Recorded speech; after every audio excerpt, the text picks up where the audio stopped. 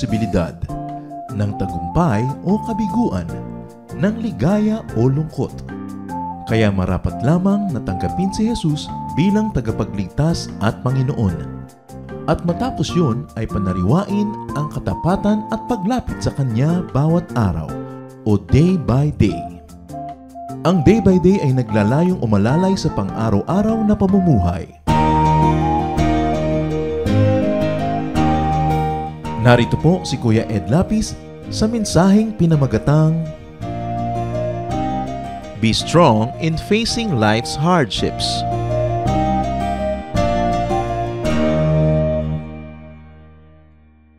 How to be strong. Dapat ang tao malakas dahil marami talagang bagyo ang buhay. First of all, believe in God. Faith in God, faith in God's justice and grace, faith in God's goodness, and in God's love strengthens people more than anything else could. Pag ang tao ay may pananalig, may pagtitiwala, napakalaking lakas ang ibinibigay noon sa kanya. Isaiah 41:10, Don't be afraid, I am with you. Don't tremble with fear, I am your God. I will make you strong as I protect you with my arm and give you victories. Maraming turo ang Panginoon sa Old Testament, maging sa New, na laging ang tema ay huwag kang matakot, huwag kang panghinaan ng loob, maging matatag ka dahil ako ang iyong Diyos at alam ko ang nangyayari sa iyong buhay. Habang alam ng Diyos ang nangyayari sa ating buhay, dapat alam din natin na alam niya. Habang tayo ay mahal niya, dapat lagi nating maalalang mahal niya tayo. At habang siya naman ay handang tumulong, dapat huwag nating lilimuting nandyan siya. Hindi nawawala ang Diyos, pero kung minsan ang ipinanghihina natin ay yung kawalan ng pagtitiwala o pagkalimot kung sino ang Diyos sa ating buhay. Jeremiah 17:7-8, But I will bless those who trust me. They will be like trees growing beside a stream, trees with roots that reach down to the water, and with leaves that are always green. They bear fruit every year and are never worried by a lack of rain. Importanteng maalala natin yun na ang Panginoon ang pinagmumula ng ating mga iniinom, kinakain, literally and symbolically. At sinabi ng Panginoon na gagantimpalaan niya ang sino mang nagtitiwala sa Kanya. Hindi ka pa man abutan ng gantimpala, yung nagtitiwala ka pa lang, may premyo na yon kasi pumanatag na yung loob mo, tumibay na ang kalooban at nagkaroon na ng kalakasan. Isaiah 12:2, I trust you to save me, Lord God, and I won't be afraid.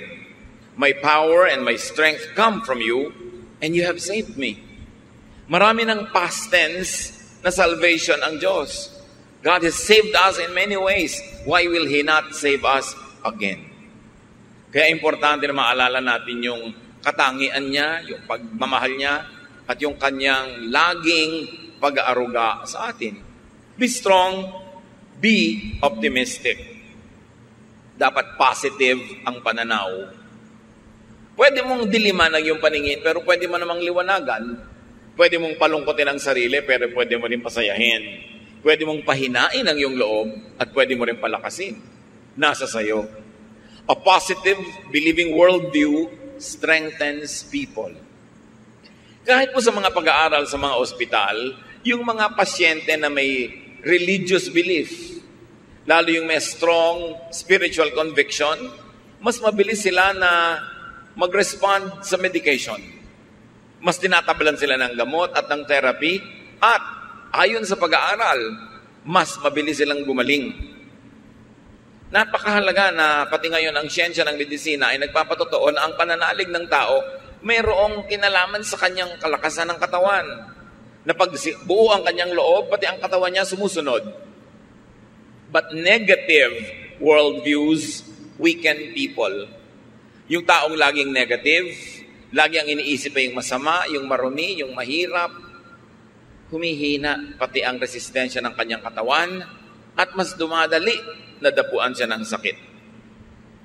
Psalm 121:1-2, I look to the hills. Where will I find help? It will come from the Lord who created the heavens and the earth. Itong verse na to, pwedeng maraming kahulugan, yung hill. Hill could mean mountain, could mean problem. Hill could mean kumukulong sa'yo, nakapaligid ng mga burol na mahirap akyatin, mahirap lampasan. But from the same hills can come the help of the Lord. So the same trouble that comes to you could be the source of your salvation. The same difficulty could be the source of your strength. The same problem could carry it with its own solution. At tatandaan natin mga kapatid, lahat ng problema may solusyon.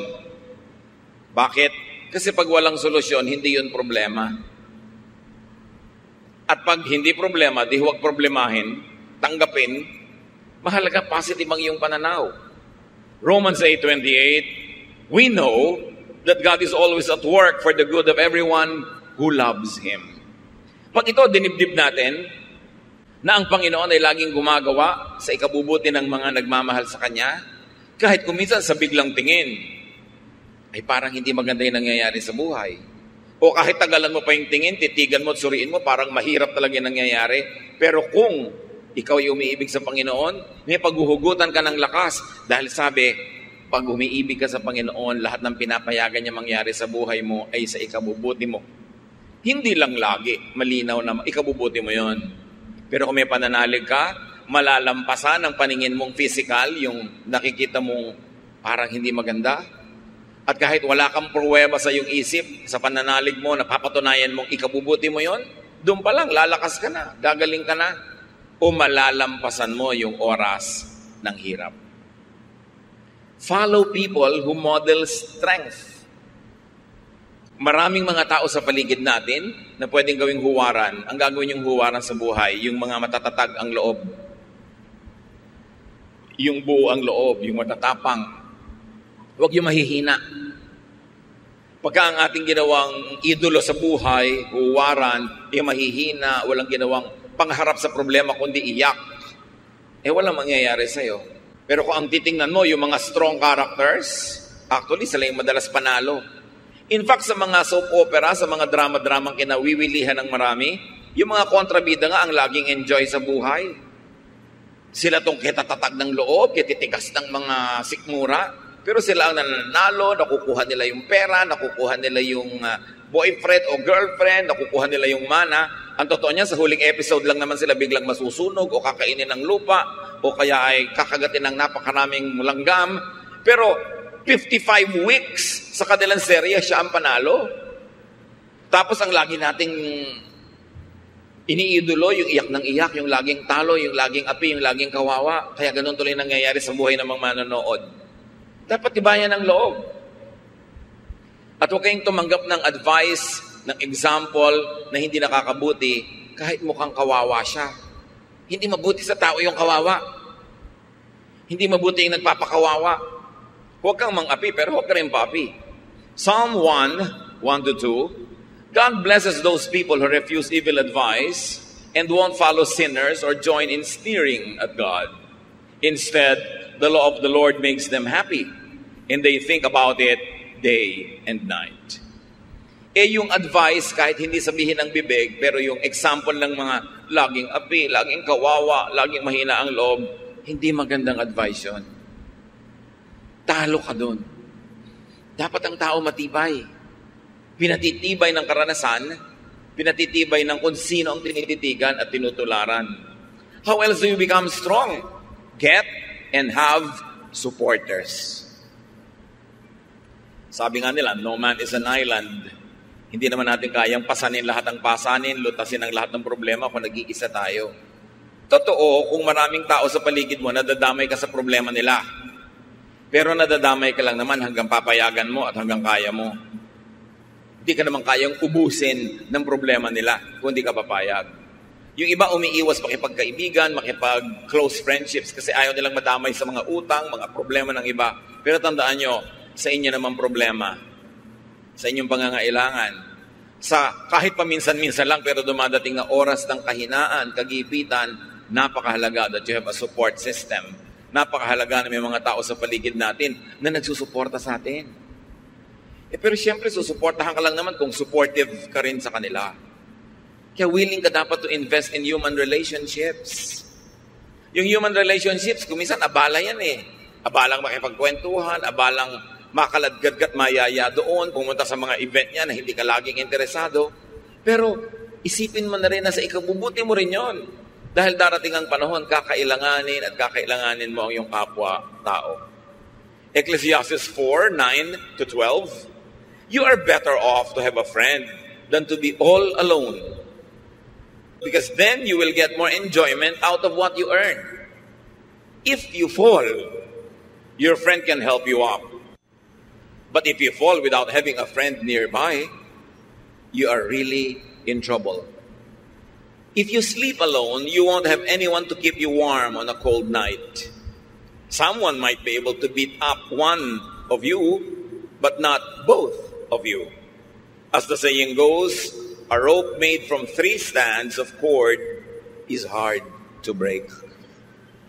Malinaw naman ang mensahe nitong Ecclesiastes.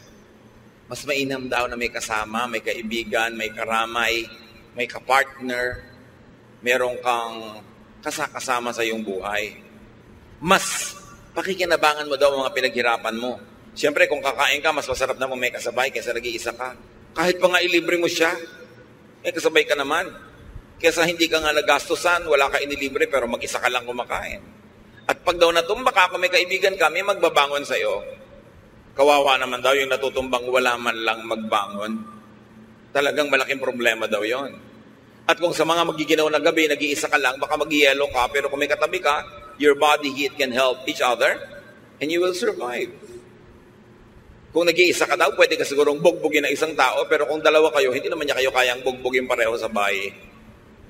Ang 3 hibla na itinitirintas at pinagsasama-sama ay higit na matibay kaysa 3 hiwa-hiwalay na hibla ng sinulit. Kailangan itong idiin kasi marami mga tao hindi sila willing to invest in human relationships. They are too engrossed with themselves. They like to have the resources only for themselves. Ayaw nila magbigay, ayaw nila mag-share, ayaw nila maabala. Pero mabuti lang yun habang ang tao ay bata at malakas. Kaya yung yabang nasa kabataan. Kaya mo magyabang, kaya mong manikis ng kapwa, kaya mo mag-isa. Kasi malakas ka pa eh. Pero dumarating ang panahon na humihina ang tao, tumatanda, na nakakatayo ka na lang nakakalakad dahil inaakay ka ng iba. Doon mo ngayon maiisip ang halaga ng magbuting pakikisama at pakikitungo sa kapwa. Dahil sino sa mga inapi mo, hindi mo ginawa ng mabuti, ang magiging handa na tumulong sa'yo. Yun nga mga tinulungan mo nun, hindi rin lahat willing na tulungan ka. Lalo naman yung hindi mo tinulungan. Kaya dapat ang karunungan dumarating habang kabataan pa lang. Pwede ka magyabang pagbata ka eh. Kayang-kaya mo mag-isa. Pero hindi laging ganon ang buhay. Gusto niyo maging malakas sa oras ng inyong kahinaan? Na wala na talaga kayong lakas? Panghihiram kayo ng lakas ng iba.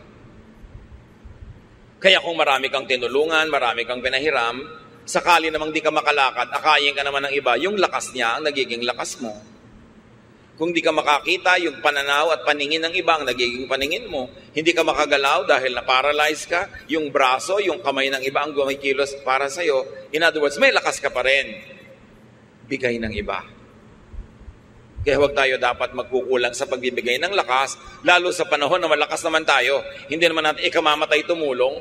At yung lakas na ginamit mo ngayon, hindi mo naman kayang i-save. Pag na hindi mo na nagamit yun today, wala ka ng paggagamitan noon. Bukas may ibang lakas, ang ibang mga gawain. Dapat ang tao may kaibigan. At hindi tayo dapat maging maramot na yung ating mga mahal sa buhay ay makipagkaibigan sa iba't ibang tao. Kuminsan kasi may mga magulang, may kapatid na sobrang mga seloso. Ayaw nila na yung mga anak nila ay nakikipagkaibigan kung kani-kanino.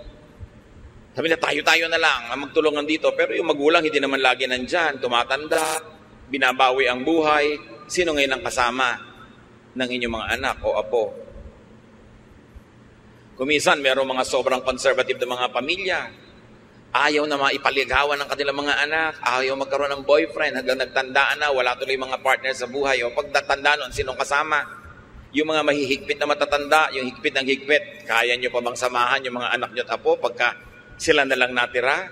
Pero pinagkaitan nyo na makadevelop ng mga relasyon. Kaya dapat hindi tayo ganun. Hayaan natin na yung mga tao makadevelop ng mga kasama nila.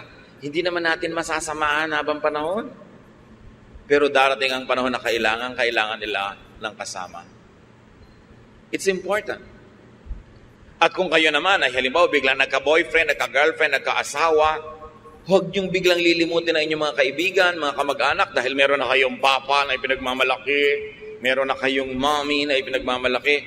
Kasi kung minsan, pag dumating ang panahon na nagkagalit kayo at naghiwalay, eto mga kaibigan mo na naman ang karamay mo sa buhay. Mga papa and mama, they come and go, but friends remain. That's why don't commit the mistake of neglecting your friends just because you have a lover, a partner, a spouse. Darating ang panahon, maaalala mo sila, lalo kung bigla kang iniwan ni lover. Be wise. Proverbs 17:17, a friend loves at all times, and a brother is born for a time of adversity. At sabi sa Proverbs 17:17 din, sa ibang version, a friend is always a friend, and relatives are born to share our troubles. So ang mga kaibigan natin, ang mga kamag-anak ay talagang nandyan para makihati sa ating mga problema. Ang dapat magsasabi nun yung tumutulong, hindi yung nagpapatulong na parang duty tuloy ng iba na tulungan ka dahil sabi ng verse. Pero ang nagsasabi nun, tutulungan kita. Gusto kitang tulungan. Sabi ng verse, kaya kami kamag-anak, kaya kami kaibigan para tumulong. Pero huwag nyo naman sasabihin sa kamag-anak nyo, hoy, kamag-anak kita, therefore duty mong tulungan ako. Nawawalan ng motivation ang tutulong pag ganon. Mga kapatid, may isa pang napakahalaga para ang tao maging malakas. Sa paghanap ng mga problema, kasakitan, mga suliranin, earn and save money. Dapat kanta ka ng money, money, money. Dahil talagang mahalaga ang pera. Kung hindi pera, o dagdag sa pera, dapat meron ka insurance. Meron kang pension pagtanda mo. Kaya yung mga tao sinasabihan natin, oy, magbayad kayo ng SSS payments nyo para pagtanda nyo, meron kayong pension. Tapos sabi, magkano na yun? 6,000 a month. Aba, pag wala kang kapera-pera, malaki na yung 6,000. At kung walang magpalibing sa'yo, at least bigyan ka man lang ng SSS ng kabaong na styrofoam. O lawanit na may pakong bakya. Ano naman kung nalalaglag ka pag binuhat yung ataol, at least meron. Kesa wala. Katulad ng mga citizens sa ibang bansa, halimbawa sa Amerika, ang pension mo, pag nag-60 ka, depende kung magkano taxes ang binayad mo at ikinontribute mo sa iyong social fund habang nagtatrabaho ka. Yung iba nagpapalusot, hindi sila nagbabayad ng tax, puro under the table, hindi sila nagko-contribute sa mga social fund, hindi sila kumukuha ng insurance. Akala nila ngayon, mas marami silang perang ginagasta. Yes, habang malakas ka, marami kang perang ginagasta. Pero kung wala ka ng mga insurances na yan at pension plan, pag tumanda ka at kailangan mo na ng pera at hindi ka na makakapagtrabaho, doon ka ngayon walang pera. Iba ang lakas ng loob pag may pera sa bulsa. Ecclesiastes 7:12, money is a shelter. Totoo yun. Huwag kayong magbanal-banala na parang walang kwenta ang pera. Sabi sa Bible, Ecclesiastes 10:19, money is the answer for everything. Siyempre, figure of speech yun. Pero ibig sabihin lang nun, money is a solution to many, many things in life. Kaya dapat ang tao, habang kaya, malakas, kumita, mag-save, mag-invest, get a pension plan, get an insurance with a reputable company, kasi kakailanganin mo yan. Hindi ka laging pwede magyabang na, kaya ko, hindi tayo sure. Iba na yung merong itinabi. Tulad ng babae sa Proverbs 31:25, dahil siya masipag, marunong mag-invest, marunong magtrabaho, sabi, she who has money is strong and graceful as well as cheerful about the future. Sabi ng ibang version, she is clothed with strength and dignity she can laugh at the days to come. Why can a person laugh at the days to come pag may pera siya? Pag magpapa-hospital siya, hindi siya nag-aalala. Pagtatawanan lang niya yung ospital. May pera ako. Sige, i-confine niyo ako sa magandang kwarto. Pero pag wala kang pera, pwede ba dito na lang ako sa koridor? Diba? Pwede ba dito na lang ako sa labas ng ospital? O kaya hindi ka pagaling, ilabas yun ako, mamamatay ako sa presyo. Kung may pera ka, di magpapagamot ka ngayon. Although namamatay ka rin naman kung may pera ka, pero mamamatay ka nakangiti. Importante niyan, make and keep receiving material blessings by giving. Isang sikreto na hindi naman dapat sikreto kasi sinasabi naman sa Biblia ito, para makatiyak ka na lagi kang tatanggap sa Panginoon, dapat pala bigay ka sa gawain ng Panginoon at sa mga taong nangangailangan. Proverbs 3:9, honor the Lord by giving Him your money. Malinaw na malinaw.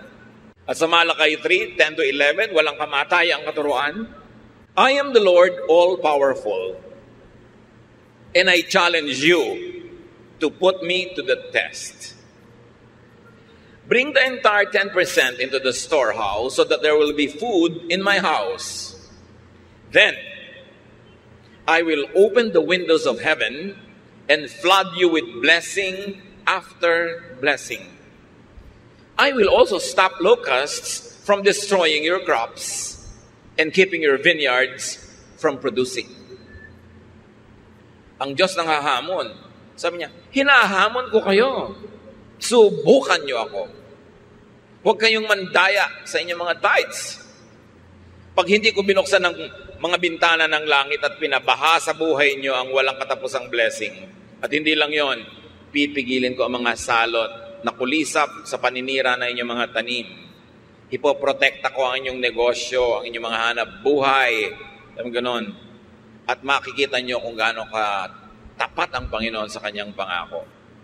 At sabi niya sa Deuteronomy 15:6, no one in Israel should ever be poor. So hindi balak ng Diyos sa kanyang mga anak na may mga mahirap. The Lord your God is giving you this land and He has promised to make you very successful if you obey His laws and teachings that I am giving you today. You will lend money to many nations, but you won't have to borrow. You will rule over many nations, but they won't rule you. That is the promise. Pero merong kondisyon. Kung susunod ka sa kanyang mga utos, hindi nyo mararanasang mangutang, kayo ang magpapautang. Hindi nyo mararanasang mangamuhan, kayo ang magiging amo. Pero may kondisyon. Maging tapat tayo sa Panginoon, maging generous. Alam niya kung paano magsukli sa ating buhay. Isa yan na hindi natin naaalala na madalas, na isang napakalaking insurance, savings account, yung ikaw ay giver. Ikaw ay generous, even to people that are not close to you, but who are needy. Bawat bigay mo sa nangangailangan, bawat bigay mo sa gawain ng Panginoon, ang Panginoon na magsusukli. At sa palagay nyo kaya, papayag ang Panginoon na may utang siya sa inyo? Oras na ikaw ay nagbigay, lalo kanyang bibigyan. Kasi hindi naman pwedeng mas marami ka pa ibinigay sa kanya, siya ang Diyos. Maraming tao na ang nakadiskubre nito. Merong hindi pa rin madiskubre kasi ayaw subukan.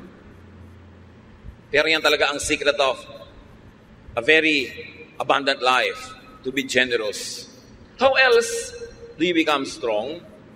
Practice facing and handling hardship. Kung lalaban ka ng contest, dapat may practice. Kay athletic o artistic contest dyan, o dance contest, o singing contest, may practice. Kung lalaban ka sa mga hirap ng buhay, dapat din may practice. Kahit bata pa ang tao, lalo't bata pa nga, mas dapat turuan na humarap sa mga problema. Parents, let us not overprotect our children. May mga assignments sa school, hayaan nyo sila gumawa, huwag nyo igawa para lang tumaas ang grade. Hindi naman sila yung gumawa, dumali ang buhay nila. Sa palagay nyo, anong naituro nun sa kanila na karakter? Wala. Aasa sa inyo. Kaya 50 years old na, umaasa pa sa inyo. Kasi sinanay nyo. Don't do everything for them. At habang maaari, sana nga, kahit kaya nyo paligiran sila ng mga mag-a-assist sa kanila, give them household chores. At kahit napakarami yung pera, hayaan nyo silang matutong magtipid. Huwag silang palanguyin sa pera kasi mahirap na masanay sa buhay na sobrang maginhawa, madali, maluho. Kasi hindi naman ganun ang totoong buhay. At hindi naman kayo laging nandyan para sila bigyan nun. At nandyan naman kayo, hindi naman tayo sure na lagi kayong may ibibigay. James 1, 2-4, My friends, be glad even if you have a lot of trouble. You know that you learn to endure by having your faith tested. But you must learn to endure everything so that you will be completely mature and not lacking in anything. Pagtiisan daw ang dapat pagtiisan. Pagtiyagaan ang dapat pagtiyagaan para kayo lumago. Walang kulang sa inyong pagkatao, sanay kayo na bumata ng hirap. And as we have said, it's better to practice early. Kaya sabi ni Balagtas sa Florante at Laura, pag-ibig anak ko yaking nakilala, di dapat palakihin ang bata sa saya. At sa katuwaan kapag namihasa, paglaki walang hihinting ginhawa. Para ng halamang lumaki sa tubig, dahoy nalalanta, munting di madilig. Ikinaluluoy ang sandaling init, gayon din ang pusong sa tuway maniig. Kaya sabi niya, ang laki sa layaw, karaniway hubad, sa bait at muni, sa hatol ay salat. Masaklap ang bunga ng maling paglingap, habag ng magulang sa irog na anak. Pag inispoil mo ang bata, ano mangyayari? Weakling, mahina, walang buto. Mahina ang sikmura, mahina ang loob. Kailangan mabuhay ka forever para mo siya samahan. Kaya kailangan turuan ng practice. Sabi sa Proverbs 22 verse 6, teach your children right from wrong. And when they are grown, they will still do right. Train agad ang mga bata. How else do you become strong? Do not overly depend on others. Lahat ng tao, binigyan ng Diyos ng lakas. Huwag kang laging manghiram ng lakas ng iba. Huwag kang laging umasa, sumandal. Dapat gamitin mo at pag-practicean mong gamitin ang iyong sariling lakas. Why? Because dependence means weakness. Habang umaasa ka, mahina ka. What happens when you are financially dependent, emotionally dependent, functionally dependent? You are weak. May mga asawa na binubugbog, pinagtataksilan, halos ay lapastanganin na lang ng husband, hindi makahiwa-hiwalay, hindi makabuo ng sariling buhay. Bakit? Walang hanap buhay. Walang sariling income, walang pera, walang savings. Kaya nilululo na lang ang lahat, pinagtitsagaan ang lahat. Pero kung may pera lang yun, matagal nang nawala. You see, iba yung may pera. Kaya pag may mga magpapakasal, lalo mga babae na mukhang palikero pa, mapapangasawa, ang advice mo agad, iha, magtrabaho ka. Gusto po niya, full-time housewife lang ako. Full-time housewife, pagkatapos kahit anong iba to sa mukha mo, tatanggapin mo dahil wala kang pera. Kailangan may pera ka. O kaya kung siya nagtatrabaho, nasa pangalan mo savings. Para meron ka maipagmalaki. Hindi yung kawawang-kawawa ka dahil isusumbat pa sa'yo. Kita ko lahat yan, pera ko lahat yan. Diba? Pagka ginawa sa'yo ng husband mo yun, singilin mo siya ng lahat ng serbisyo mo. Security guard ka ng bahay, plumber ka ng mga gripo ninyo, diba? Nurse ka ng mga anak, taga-sundo ng mga anak, cook ka ng mga pagkain, labandera ka, at whore ka pa sa kanya. Doon ka malaki sumingil. Diba? Lakihan mo singil. Para hindi akala niya siya lang ang may kita. Pag binayaran nga ang housewife sa bahay, kulang pa yung sweldo ng husband eh. Kasi yabang-yabang pa, kape! Sino pumapalakpak dyan sa likod? Di ba? Siguro binubusan nila ng kape yung humihingi. Marami namang husbands, mababait ha. Pero kung minsan, pagka biglang nahumaling kung kanino, nawawala ang bait. Kaya dapat secure kayo, meron kayong sariling income, itaktak nyo sa utak nyo yan. Hindi naman ibig sabihin na may income kayo, ilalayo kayo o hihiwalay, pero mabuti na yung meron kayong choice. Hindi kayo overly dependent. 1 Thessalonians 4:11-12, live in a way that you won't have to depend on anyone. Ganon din naman yung mga magulang eh. Minsan sayang lang, medyo huli na sa iba, pero habang maaga pa, secure yourself. Huwag kayong umasa sa iaabot-abot lang ng mga anak nyo in the future. Dahil kung minsan, ang dalang ng abot. Ang konti. No? Napa-hospital ka ng 7 araw, bibigyan ng pambili ng medical. O eto po, pandagdag. Ha, pandagdag! Ang liit naman yan para ipangdagdag. Pero paano kung umaasa na lang kayo? Dahil wala kayong isinubi? Be strong. Do not overlove or overneed anyone. Love mo, yes, but do not overly love. Kaya nga sabi ni Lord, unahin mo siyang mahalin kahit hindi iba. Yung world, hindi laging masama, but anything that is really permanent. Sabi sa 1 John 2:15, do not love the world or anything that belongs to the world. If you love the world, you cannot love the Father. Yung nagmamahal, ilagay niyo sa lugar. Pag sobra kayo nagmahal, talo kayo. Di lang kayo maalala. Wala na kayo sa sarili. May mga tao nakatitig sa cellphone nila eh. Talaga nakatitig. Abang na may dumating na text. Dumating ka na, dumating ka na, dumating ka na. Wala namang dumadating. Mga advertisement pa ng kondo ang darating. Eh, paano sobrang nagmamahal? Magmahal kayo pero ilagay niyo sa lugar. Hindi dapat kawawain ang sarili. Do not be anybody's satellite. No one is as weak as a person who is madly in love. You weaken yourself. Nilululo ng katwiran, nilululo ng pinag-aralan, nilululo ng lahat-lahat. Bago lang matauhan, na-damage na siya. Kaya dapat may ititira ka sa sarili mo. Marunong ka siyempre magmahal because God is love and we have to love. Pero huwag kang magpapakabaliw ng sobra-sobra. Lalo sa hindi naman nababaliw sa'yo. May magtatanong pa sa akin, meron po akong boyfriend pero ramdam ko hindi ako mahal. Eh, ba't ka nagtsatsaga? Bakit? Hindi ka pala mahal. Humahanap ka ng sakit ng katawan. So, kailangan magpakatalino ang tao. We were created by God to be healthily independent. Kaya kahit may kakambal ka, pinapanganak ka mag-isa. Mamamatay ka mag-isa. Haharap ka sa Diyos mag-isa. Ibig sabihin, kaya mong harapin ang maraming bagay sa buhay kahit walang kasama. Although, mas masarap kung may kasama. Pero huwag kang magpapadaya sa kasinungalingan na kung wala kang kasama, hindi ka na mabubuhay. Yun ay isang kasinungalingan. Napaka-importante kahit nga sa ina, ang unang-unang nangyayari sa bata pag ipapanganak, malalagot ang pusod.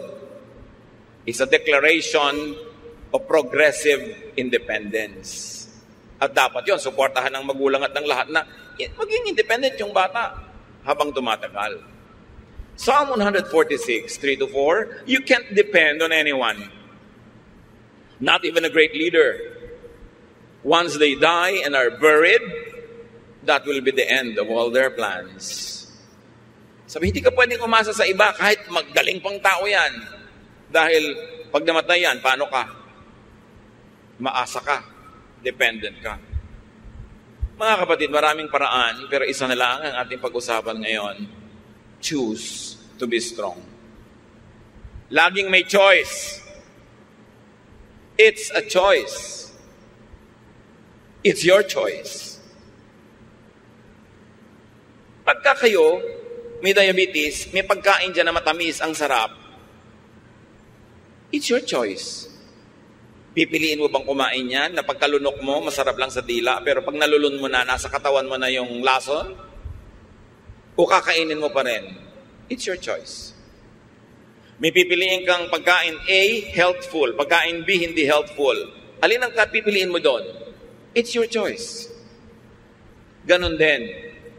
May problema ka. Pwede kang maging manghina, himatayin, manlumo. Pwede ka pa nga magpakamatay.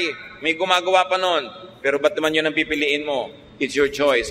Choose to be strong. Iniwan ka ng asawa mo. So, gusto mong mamatay dahil lungkot na lungkot ka na, daya ka at saka dependent ka pa. Sabi mo, no, I choose to be strong.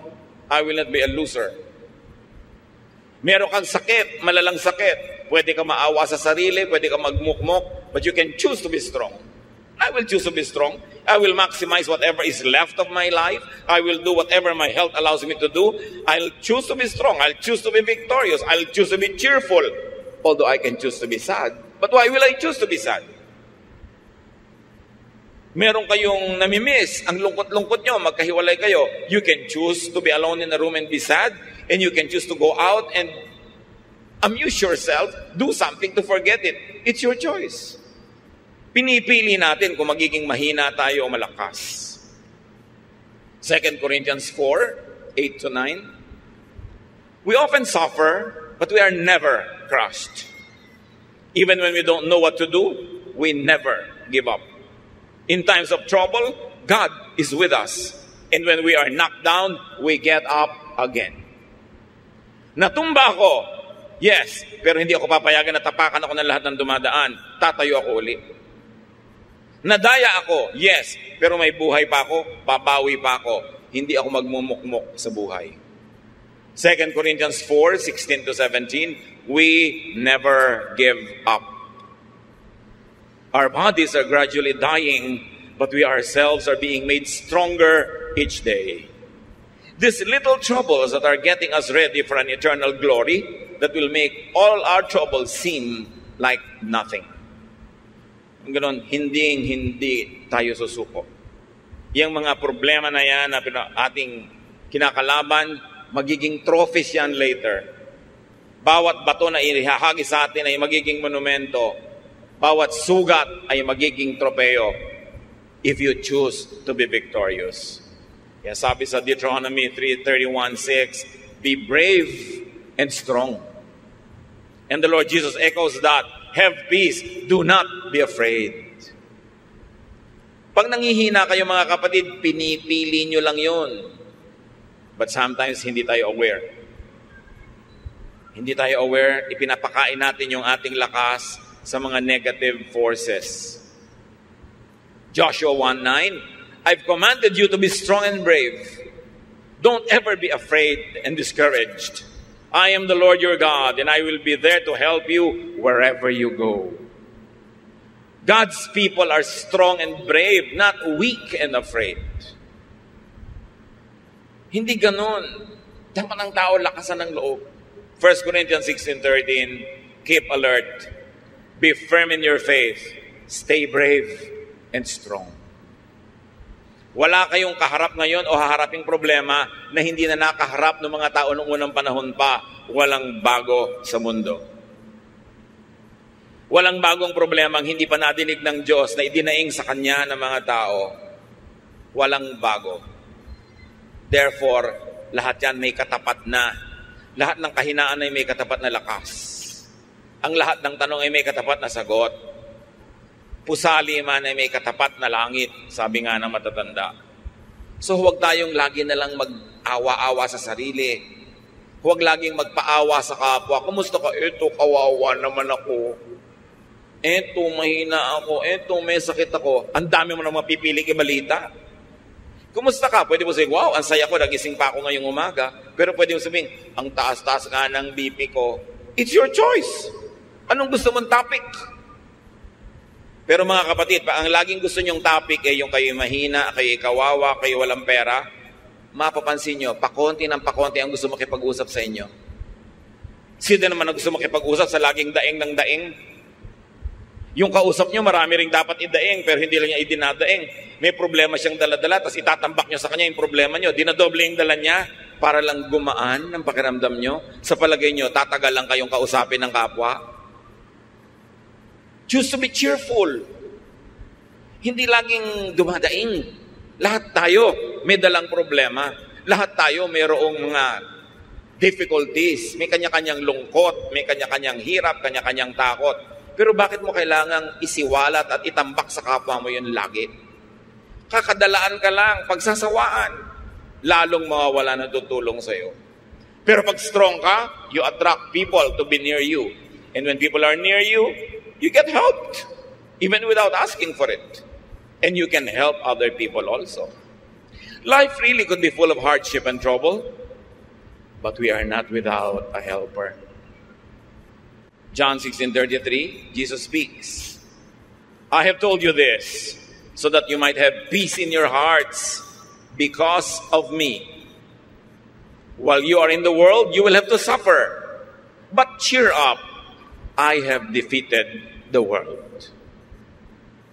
Sabi ni Lord, walang bago sa mga sinusumbong mo. Kasama ng buhay yan. May pagdurusa, may paghihirap. Pero huwag kang mahinaan ng loob. Lakasan mo ang loob mo kasi nagapi ko na ang lahat ng yan. Napagtagumpayan ko na yan. Stay with me because I am with you. The Lord is victorious over suffering. Seek the Lord.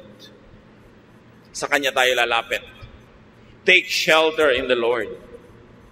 Receive strength from the Lord, from others, and even from within yourself.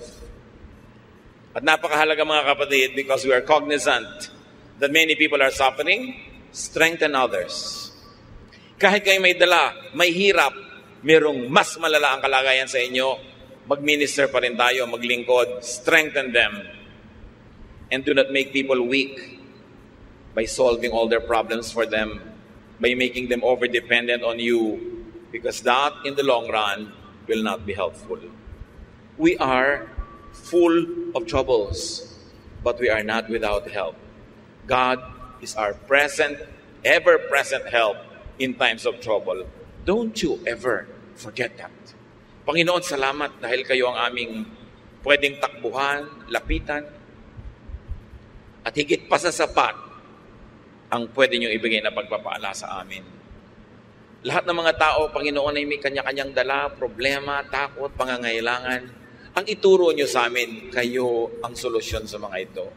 At meron din kami sa aming personal at practical na buhay na pwedeng gawin para pagaanin ng mga suliranin at palakasin namin mga sarili. Patuloy niyo kaming paalalahanan ng mga katotohanan ito nang huwag kaming madaya ng hirap para kami manghina at para kami, Panginoon, sumuko. Palakasin niyo ang inyong mga anak sa iyong ikaluluwalhati at sa kabubuti ng aming buhay. Pagbulay-bulayan natin, mga kapatid, ang kahulugan ng mga ito sa ating buhay.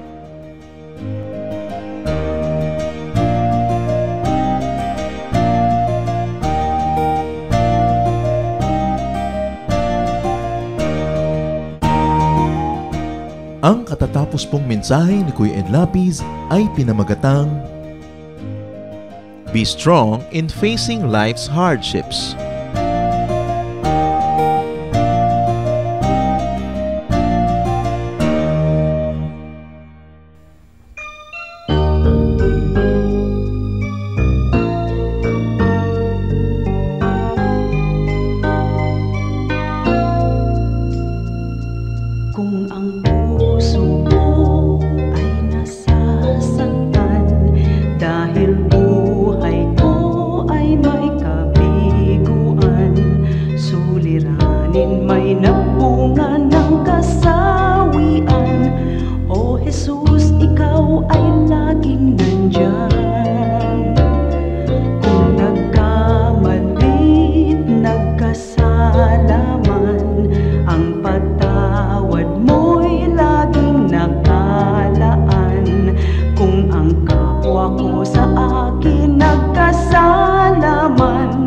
Ang patawad ko kaya'y ilalaan.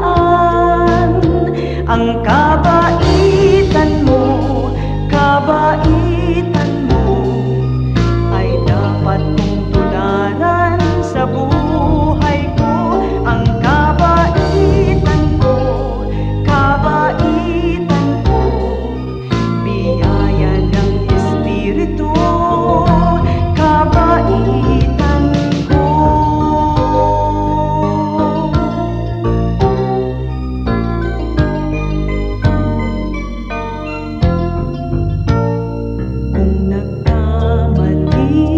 Nagkasala man, ang patawad mo'y laging nakalaan. Kung ang kapwa ko sa akin nagkasala, patawad ko kaya'y ilalaan. Ang kabaitan mo ay dapat mong tularan sa buhay ko. Ang kabaitan ko, biyaya ng Espiritu, kabaitan ko.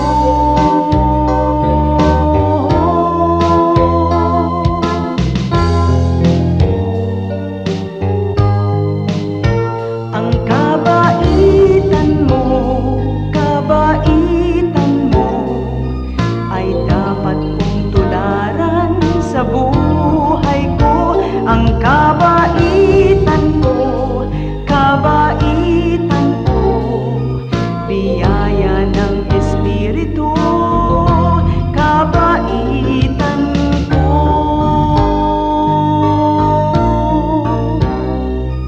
Biyaya ng Espiritu, kabaitan ko.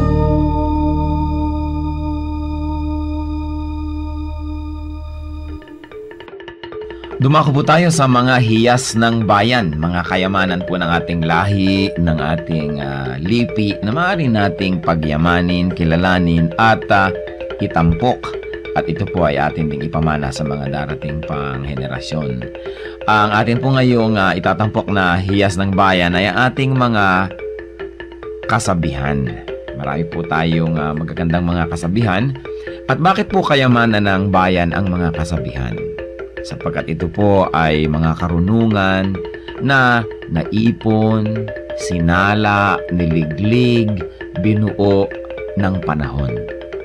Sa tagal ng ating mga karanasan bilang isang bayan, bilang mga mamamayan, bilang tao, ang ating po mga ninuno ay nakabuo ng mga salawikain na nakabase sa mga mahahaba, matatagal at malalalim na mga karanasan. Kaya dapat lamang namang pahalagahan ang mga kasabihang ito sapagkat hindi naman tayo basta-basta makakaimbento ng kasabihan sa loob ng isang araw o isang linggong karanasan.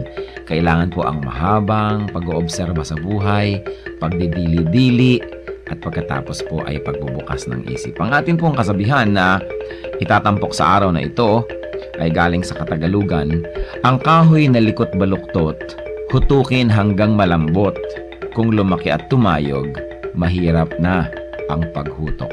Talaga nga naman po, tamang-tama.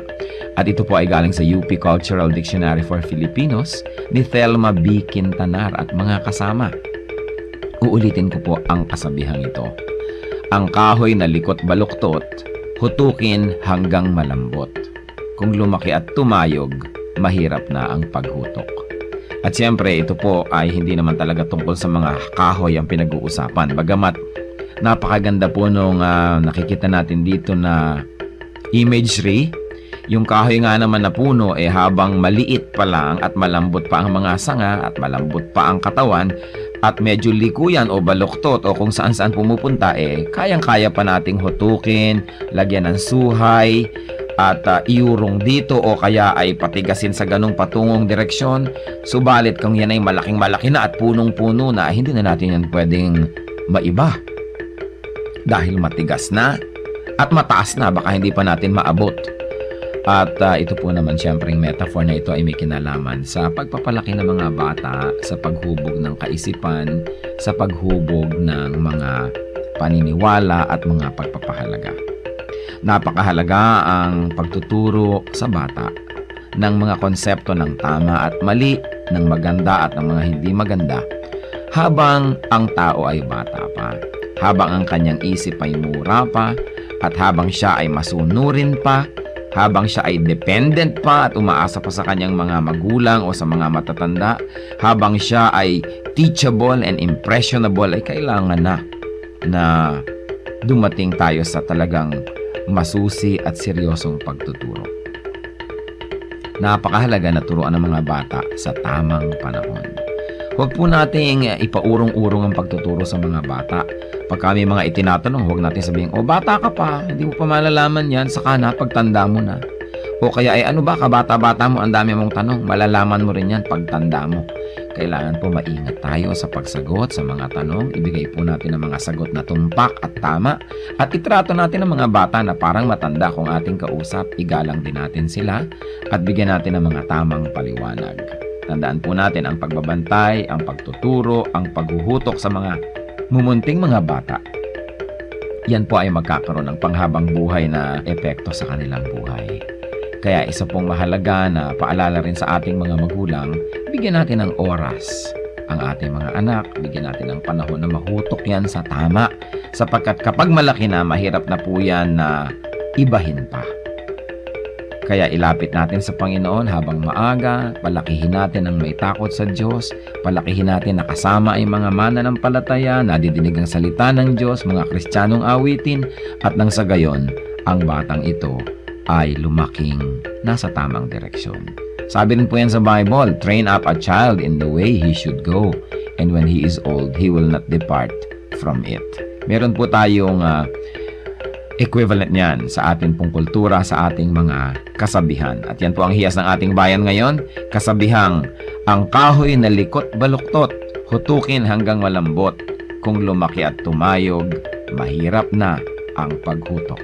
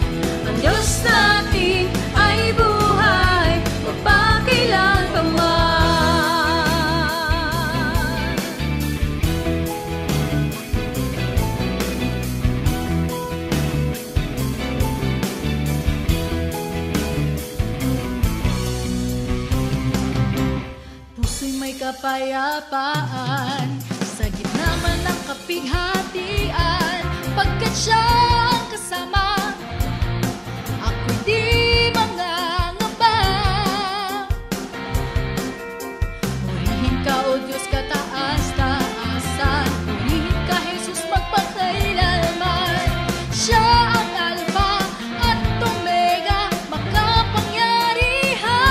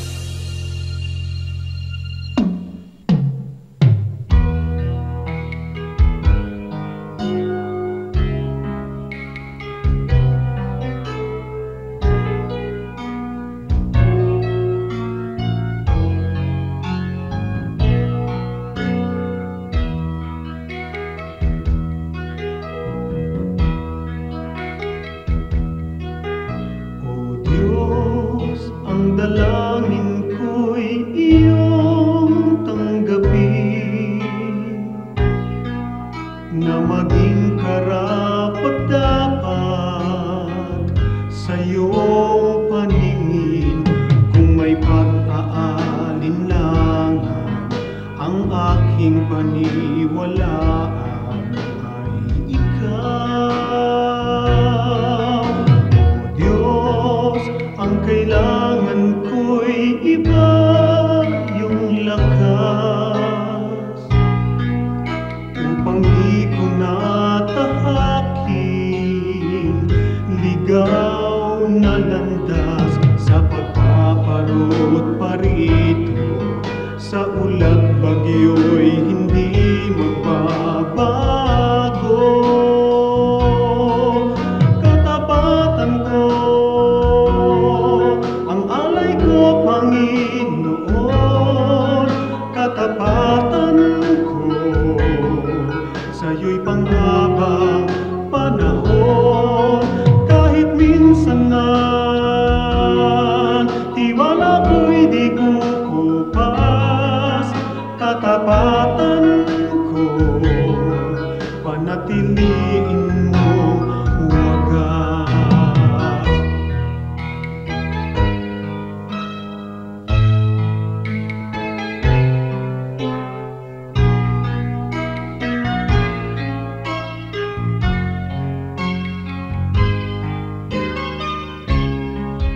Sa pagpaparot parito, sa ulat bagyo'y hindi magbabago. Katapatan ko, ang alay ko, Panginoon. Katapatan ko, sa'yo'y panghabang panahon. Kahit minsan na tiwala ko'y di kukupas, katapatan ko, panatiliin mong wagas.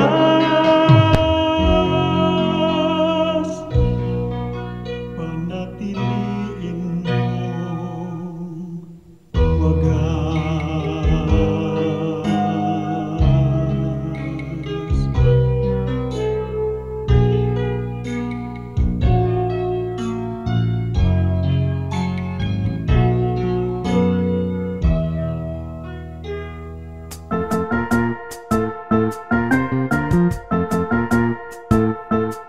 Oras na po para pansamantalang magpaalam ang programang Day by Day. Tayo po'y magsama-sama tuwing ika-6 hanggang ika-7 ng umaga, araw-araw. Magandang umaga po at mabuhay ang Panginoong Hesus!